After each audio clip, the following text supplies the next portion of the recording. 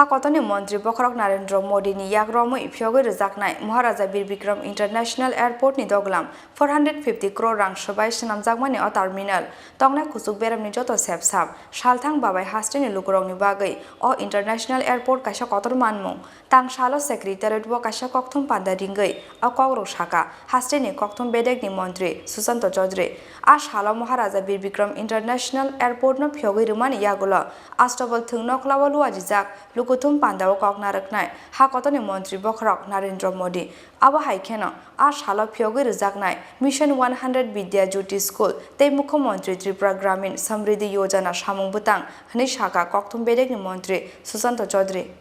আমাদের নতুন যে টার্মিনাল বিল্ডিং মহারাজা বীর বিক্রম এয়ারপোর্ট সেটার উদ্বোধন হবে এবং আপনারা জানেন যে এটা একটা আন্তর্জাতিক মানের এয়ারপোর্ট তৈরি হয়েছে এবং মাননীয় প্রধানমন্ত্রী যথেষ্টভাবে সহযোগিতা করেছেন এই এয়ারপোর্টটাকে নির্মাণ ক্ষেত্রে। টোটাল 450 কোটি টাকা খরচ করে এই এয়ারপোর্টটাকে নির্মাণ করা হয়েছে এবং অত্যাধুনিক সমস্ত ফ্যাসিলিটিস গুলো যেটা একটা ইন্টারন্যাশনাল এয়ারপোর্টে থাকে সেই সমস্ত ধরনের ফ্যাসিলিটিস আমাদের এই এয়ারপোর্টে রয়েছে এবং আমাদের ত্রিপুরাবাসীর কাছে নর্থ ইস্টার্ন রিজনে জনগণের কাছে এই এয়ারপোর্টটা একটা বিশাল প্রাপ্তি এবং ভারতবর্ষের মাননীয় প্রধানমন্ত্রীর হাত ধরে আগামীকাল এই এয়ারপোর্টের শুভ উদ্বোধন হতে চলেছে। তৎসঙ্গে এয়ারপোর্ট উদ্বোধনের পর আগরতলা আমাদের বিবেকানন্দ ময়দান তথা আস্তাবল ময়দানে যে প্রকল্পের উনি উদ্বোধন করবেন তার মধ্যে আমাদের মিশন 100 বিদ্যা জ্যোতি স্কুল, এটা বিগত দিনে আমরা আলোচনা করেছি এবং এটাকে নিয়ে বিরোধীরা অনেক ক্রিটিসিজমও করেছে যে রাজ্য সরকার প্রাইভেটাইজেশনের উপর স্কুলগুলোকে তুলে দিচ্ছে,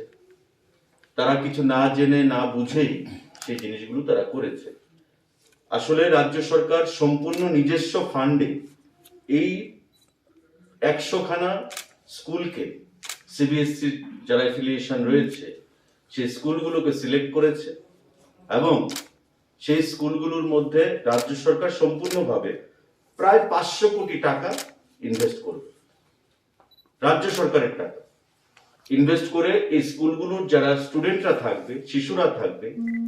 তাদেরকে সাইকোলজিক্যালি, মরালি, শিক্ষার দিক থেকে, খেলাধুলার দিক থেকে একটা উন্নত স্কুলগুলোর যা পরিষেবা পাওয়া যায় সেই সমস্ত ধরনের পরিষেবা এই স্কুলগুলো থেকে প্রদান করা হবে এবং রাজ্য সরকার সম্পূর্ণভাবে দায়িত্ব নিয়ে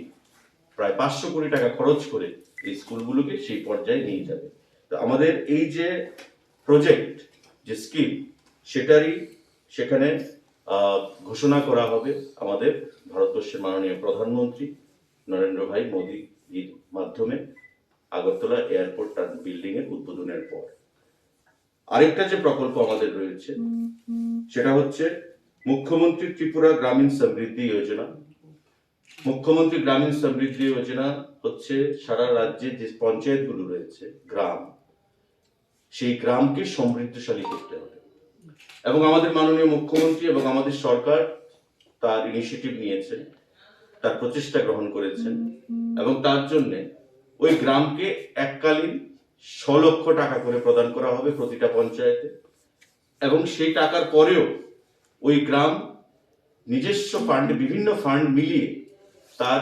পানীয় জল, বিদ্যুৎ, রাস্তাঘাট সমস্ত দিক থেকে সেই গ্রামগুলোকে উন্নত করবে যাতে সমস্ত ফ্যাসিলিটিস গুলো সেই গ্রামের মধ্যে পাওয়া যায় এবং গ্রামীণ মানুষ যেন উন্নত এবং ভারতবর্ষের সরকার, মোদীজির সরকার এবং আমাদের রাজ্যের সরকারের যে প্রচেষ্টা যে গ্রামকে শক্তিশালী করতে হবে, মহাত্মা গান্ধী যেটা বলেছিলেন যে গ্রামকে শক্তিশালী করতে হবে, সেই গ্রাম শক্তিশালীকরণের মন্ত্র হিসাবে সেখানে আমাদের মুখ্যমন্ত্রী সেই উদ্যোগটা গ্রহণ করেছেন। তো মুখ্যমন্ত্রী ত্রিপুরা গ্রামীণ সমৃদ্ধি যোজনা আমাদের 100 যে স্কুল মিশন, আমাদের বিদ্যা জ্যোতি স্কুল এবং সঙ্গে নিউ ইন্টিগ্রেটেড টার্মিনাল বিল্ডিং সেখানে উদ্বোধন হবে আগামীকাল।